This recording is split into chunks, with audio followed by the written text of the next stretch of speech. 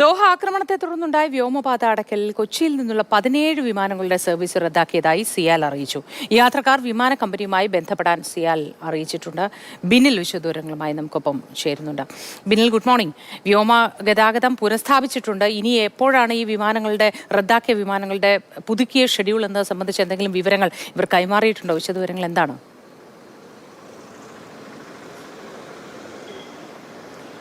Good morning മോത്തി. യുദ്ധഭീതി അകലുകയാണ്. പക്ഷേ വിമാന സർവീസുകളെ അത് സാരമായി തന്നെ ബാധിച്ചു. ഏതാണ്ട് 17 വിമാന സർവീസുകൾ കൊച്ചിയിൽ നിന്ന് മാത്രം റദ്ദാക്കപ്പെട്ടു. ഗൾഫ് മേഖലയിലേക്ക് പോകേണ്ട ഒരുപാട് പേർ പ്രതിസന്ധിയിലായിരിക്കുകയാണ്. ഈ വിമാന സർവീസുകൾ റദ്ദാക്കിയിരിക്കുന്നത് ഈ ഗൾഫ് മേഖലയിലേക്കുള്ള യാത്രക്കാരെ മാത്രമല്ല വലച്ചിരിക്കുന്നത്, ലോകത്തിൻ്റെ മറ്റ് ഭാഗങ്ങളിലേക്ക്, ഇപ്പോൾ യൂറോപ്യൻ രാജ്യങ്ങളിലേക്കും മറ്റ് സ്ഥലങ്ങളിലേക്കും ഒക്കെ പോകാനായി നമ്മുടെ കേരളത്തിൽ നിന്നുള്ള യാത്രക്കാർ കൂടുതലും ആശ്രയിക്കുന്നത് ദോഹയോ അല്ലെങ്കിൽ ദുബായിയോ ഒക്കെയാണ്. അതുകൊണ്ട് അവർ ആ രീതിയിൽ യാത്ര കണക്ഷൻ ഫ്ലൈറ്റുകളൊക്കെ നേരത്തെ തന്നെ ബുക്ക് ചെയ്തൊക്കെ പോകുന്നവരാണ്. അവരൊക്കെ വലിയ പ്രതിസന്ധിയിലായിപ്പോയി. 17 സർവീസുകൾ റദ്ദാക്കേണ്ടി വന്നു.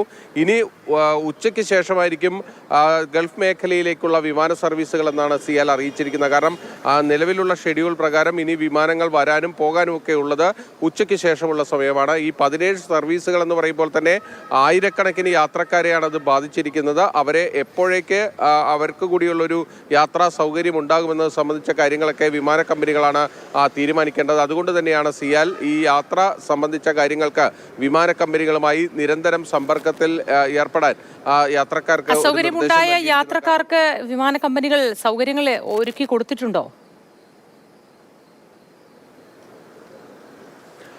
അതിന് സൗകര്യങ്ങളൊക്കെ വിമാന കമ്പനികൾ ഏർപ്പാടാക്കി. ഇപ്പോൾ നമ്മൾ നേരത്തെയുള്ള റിപ്പോർട്ടിൽ കണ്ടതുപോലെ പലരും സെക്യൂരിറ്റി ചെക്കിനൊക്കെ കഴിഞ്ഞ് വിമാനത്തിൽ കയറിയവർക്ക് പോലും പുറത്തേക്ക് ഇറങ്ങി പോകേണ്ടി വന്നു. കാരണം ആ എയർ സ്പേസ് പൂർണ്ണമായും അടയ്ക്കുന്ന ഒരു രീതിയിലേക്ക് കാര്യങ്ങൾ വന്നപ്പോഴാണ് വിമാനങ്ങൾക്ക് പുറപ്പെടാൻ കഴിയാതെ പോയത്. അതോടൊപ്പം തന്നെ പുറപ്പെട്ട വിമാനങ്ങൾ പോലും തിരിച്ചു വിളിക്കുന്നൊരു അവസ്ഥയുണ്ടായി. അതുകൊണ്ട് തന്നെ അത്തരത്തിൽ വലഞ്ഞ യാത്രക്കാർക്കുള്ള സൗകര്യങ്ങളൊക്കെ ഏർപ്പെടുത്തിയിട്ടുണ്ട്. പക്ഷേ ഇവരെ ഇനി തിരിച്ച് ആ ടിക്കറ്റിലുള്ള യാത്രക്കാരെ അവരുടെ യഥാസ്ഥാനത്തേക്ക് എത്തിക്കുക എന്നത് തന്നെയാണ് ഏറ്റവും പ്രധാനപ്പെട്ട കാര്യം. സ്വാഭാവികമായും അതിന് കുറച്ചുകൂടി സമയമെടുക്കേണ്ടി വരും.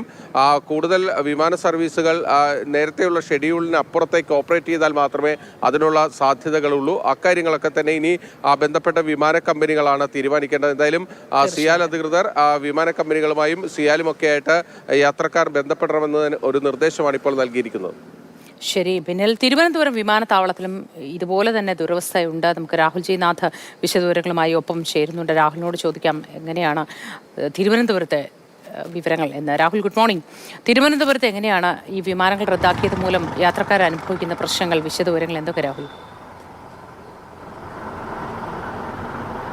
മൊത്തം തിരുവനന്തപുരം വിമാനത്താവളത്തിൽ നിന്ന് പുറപ്പെടേണ്ട 8 വിമാനങ്ങളാണ് റദ്ദാക്കിയിരിക്കുന്നത്. എയർ ഇന്ത്യയുടെ 5 വിമാനങ്ങൾ, Qatar Airways, IndiGo, Kuwait Airways എന്നിവയുടെ ഓരോ വിമാനങ്ങളാണ് റദ്ദാക്കിയിരിക്കുന്നത്. എന്തായാലും ഇതിൽ പല വിമാനങ്ങളിൽ യാത്ര ചെയ്യേണ്ട യാത്രക്കാർക്ക് നേരത്തെ തന്നെ അറിയിപ്പ് നൽകാൻ കഴിഞ്ഞു എന്ന് പറയുന്നുണ്ട്. അപ്പം ടെർമിനൽ 2 നിന്നാണ് ഇവർ യാത്ര ചെയ്യേണ്ടിയിരുന്നത്. അവിടെ ഇത്തരത്തിൽ അഡീഷണൽ, അതായത് ഇനി മുന്നോട്ട് എങ്ങനെ അവർ കൊണ്ടുപോകാൻ കഴിയുമെന്ന കാര്യം കൈകാര്യം ചെയ്യാൻ വേണ്ടി പ്രത്യേക സംവിധാനങ്ങൾ ഒരുക്കിയിട്ടുണ്ടെന്ന് പറഞ്ഞു. എന്തായാലും ഈ കാര്യങ്ങൾ കണക്കിലെടുത്ത് വന്നവരെ കാര്യം പറഞ്ഞു മനസ്സിലാക്കി പിന്നെ ഈ പറഞ്ഞ ഈ നിയന്ത്രണങ്ങളുണ്ട്, അതുകൊണ്ടാണ് റദ്ദാക്കിയതെന്ന സാഹചര്യം പറഞ്ഞ് ബോധ്യപ്പെടുത്താൻ സാധിച്ചിട്ടുണ്ടെങ്കിൽ പോലും മുന്നോട്ടുള്ള കാര്യങ്ങൾ എങ്ങനെ തീരുമാനിക്കണം എന്നുള്ളത് ചർച്ചയിലാണ്. വിമാന കമ്പനി, നേരത്തെ ബില്ലിൽ സൂചിപ്പിച്ച വിമാന കമ്പനികളാണ് ഇതുമായി ബന്ധപ്പെട്ട കാര്യങ്ങൾ തീരുമാനിക്കേണ്ടത്. അതിനായി കാത്തിരിക്കാൻ പറഞ്ഞിട്ടുണ്ട്. അപ്പോഴും ഈ ടെർമിനൽ 2 വഴി, അതായത് ഇന്ന് ചെക്ക് ഇൻ ചെയ്ത പറഞ്ഞ ടെർമിനൽ 2 വഴിയാണ് യാത്ര ചെയ്യേണ്ടിയിരുന്നത്. അവർക്ക് കൂടി മുന്നോട്ട് അവർക്ക് എത്തേണ്ട സ്ഥലങ്ങളിലേക്ക് എത്താനുള്ള സാഹചര്യം ഒരുക്കാനുള്ള തയ്യാറെടുപ്പിലുമാണ് ഇപ്പോൾ ഉള്ളത്. എന്തായാലും നിയന്ത്രണങ്ങൾ വന്നതിൻ്റെ ഭാഗമായാണ് ഇത്തരത്തിൽ 8 വിമാനങ്ങൾ തിരുവനന്തപുരം വിമാനത്താവളത്തിൽ നിന്ന് റദ്ദാക്കിയിരിക്കുന്നത്. പലരോടും നേരത്തെ തന്നെ അറിയിക്കാൻ കഴിഞ്ഞു എന്ന് പറയുന്നുണ്ട്.